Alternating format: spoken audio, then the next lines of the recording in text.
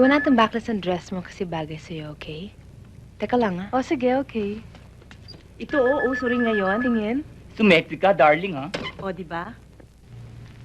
Hello, Jeanette. Sino to?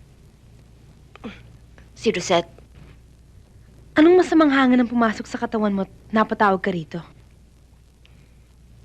Hindi ba mahal mo si Homer?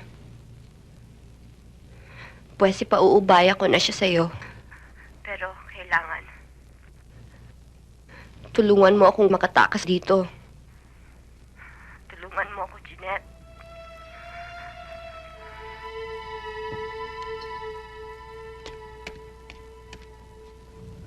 Sarap! Sarap? Manang, nagustuhan daw ni Celine luto nyo. Hindi naman akong nagluto niyan, si Len, Ang mami mo. Talaga? Oo. Ako nga, nagulat din, Marunong palang magluto ang asawa mo. Dati-rati, hindi nagpupunta ng kusina yon. Pero ngayon, tingnan mo, arroz caldo pang hinanda. Samantalang noon, ayaw niya yon. Kung hindi mga sosyal ang magkain, gusto niya.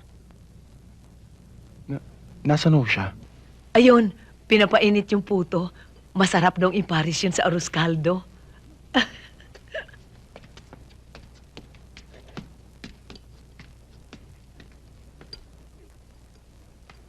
Eto na ang puto. Mainit na, oh. Celine, don't be afraid of your mom anymore. Hindi ka na niya sasaktan, nagbago na siya. Right, hon? Sir, telephone ho, si Ma'am Jeanette. Si Jeanette?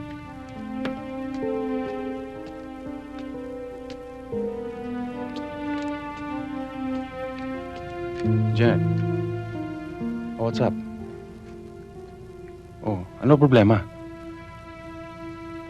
Ba't hindi mo masabi sa telepono? Oh, sige. Pupunta na ako dyan. Mga 30 minutes. Okay? Sige, bye-bye.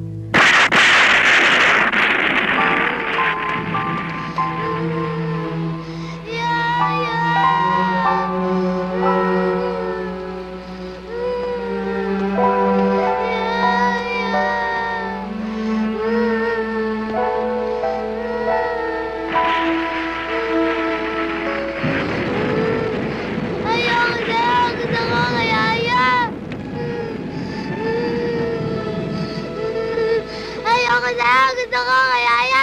Yaya, Yaya, Yaya. Yaya.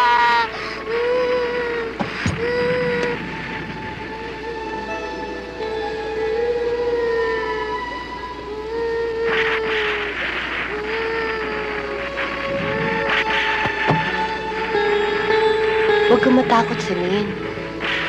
Nandito naman ako. Ayoko na. Gusto ko na. Celine, huwag kang mag-alala, hindi kita pababayaan. Hindi kita iiwan. Hindi ba ako mami mo?